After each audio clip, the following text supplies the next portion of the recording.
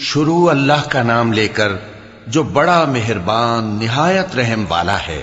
اے پیغمبر صلی اللہ علیہ وآلہ وسلم، جو عورت تم سے اپنے شوہر کے بارے میں بحث و جدال کرتی اور اللہ سے شکایت رنج و ملال کرتی تھی، اللہ نے اس کی التجا سن لی اور اللہ تم دونوں کی گفتگو سن رہا تھا۔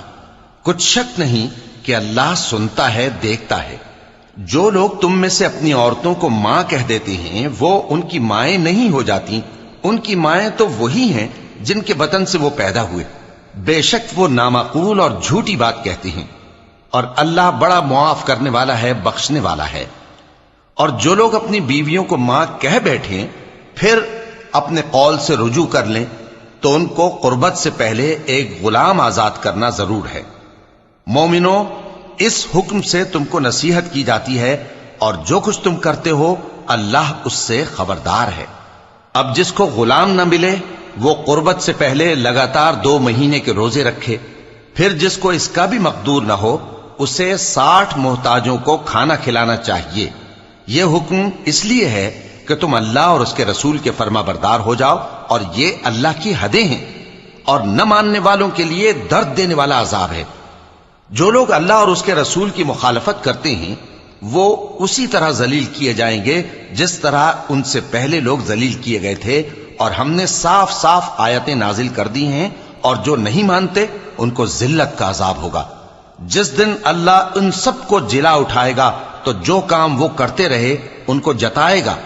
اللہ نے وہ سب کام لکھوا رکھے ہیں اور یہ ان کو بھول گئے ہیں، اور اللہ ہر چیز سے واقف ہے۔ کیا تم کو معلوم نہیں کہ جو کچھ آسمانوں میں ہے اور جو کچھ زمین میں ہے اللہ کو سب معلوم ہے؟ کسی جگہ 3 شخصوں کی سرگوشی ہوتی ہے تو اللہ ان میں چوتھا ہوتا ہے، اور جہاں 5 آدمیوں کی سرگوشی ہو تو وہ ان میں چھٹا ہوتا ہے، اور نہ اس سے کم یا زیادہ مگر وہ ان کے ساتھ ہوتا ہے، خواہ وہ کہیں ہوں۔ پھر جو جو کام یہ کرتے رہے ہیں قیامت کے دن اللہ سب ان کو بتائے گا۔ بے شک اللہ ہر چیز سے واقف ہے۔ اے پیغمبر صلی اللہ علیہ وآلہ وسلم، کیا تم نے ان لوگوں کو نہیں دیکھا جن کو سرگوشیاں کرنے سے منع کیا گیا تھا، پھر جس کام سے منع کیا گیا تھا وہی پھر کرنے لگے؟ اور یہ تو گناہ اور ظلم اور پیغمبر صلی اللہ علیہ وآلہ وسلم کی نافرمانی کی سرگوشیاں کرتے ہیں، اور جب تمہارے پاس آتے ہیں تو اللہ تعالیٰ کے بتائے ہوئے الفاظ کے بجائے دوسرے الفاظ میں تمہیں دعا دیتے ہیں، اور اپنے دل میں کہتے ہیں کہ اگر یہ واقعی پیغمبر ہیں تو جو کچھ ہم کہتے ہیں اللہ ہمیں اس کی سزا کیوں نہیں دیتا؟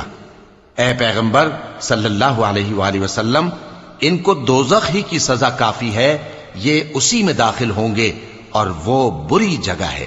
مومنو، جب تم آپس میں سرگوشیاں کرنے لگو تو گناہ اور زیادتی اور پیغمبر کی نافرمانی کی باتیں نہ کرنا، بلکہ نیکوکاری اور پرہیزگاری کی باتیں کرنا، اور اللہ سے جس کے سامنے جمع کیے جاؤ گے ڈرتے رہنا۔ منافقوں کی سرگوشیاں تو شیطان کے اکسانے سے ہیں جو اس لیے کی جاتی ہیں کہ مومن ان سے رنجیدہ ہوں، مگر اللہ کے حکم کے سوا ان سے انہیں کچھ نقصان نہیں پہنچ سکتا۔ تو مومنوں کو چاہیے کہ اللہ ہی پر بھروسہ رکھیں۔ مومنوں، جب تم سے کہا جائے کہ مجلس میں کھل کر بیٹھو تو کھل کر بیٹھا کرو، اللہ تم کو کشادگی بخشے گا، اور جب کہا جائے کہ اٹھ کھڑے ہو تو اٹھ کھڑے ہوا کرو۔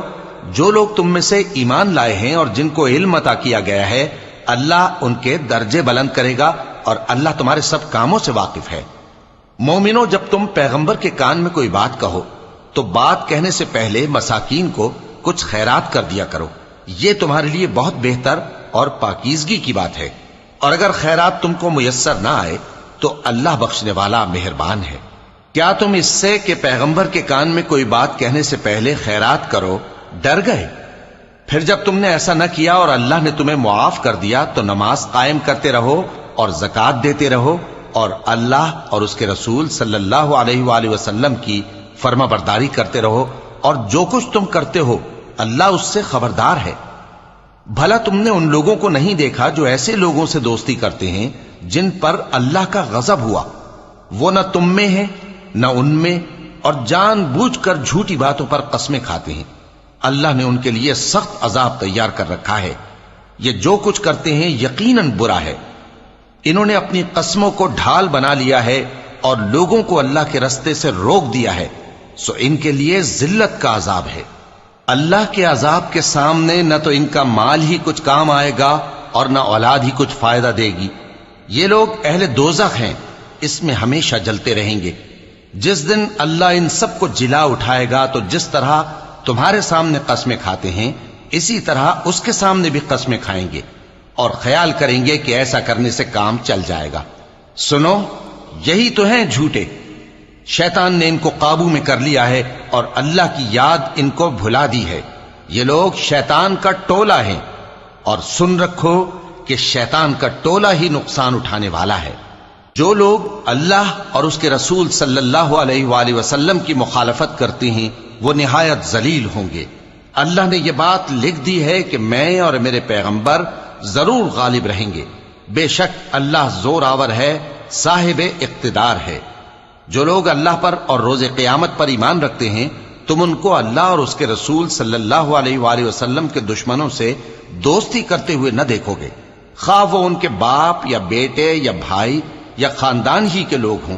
یہ وہ لوگ ہیں جن کے دلوں میں اللہ نے ایمان کو نقش کر دیا ہے اور اپنے فیض سے ان کی مدد کی ہے، اور وہ ان کو بہشتوں میں جن کے نیچے نہریں بہ رہی ہیں داخل کرے گا، جن میں وہ ہمیشہ رہیں گے۔ اللہ ان سے خوش اور وہ اللہ سے خوش۔ یہی لوگ اللہ کی جماعت والے ہیں۔ سن رکھو کہ اللہ کی جماعت والے ہی کامیاب ہوں گے۔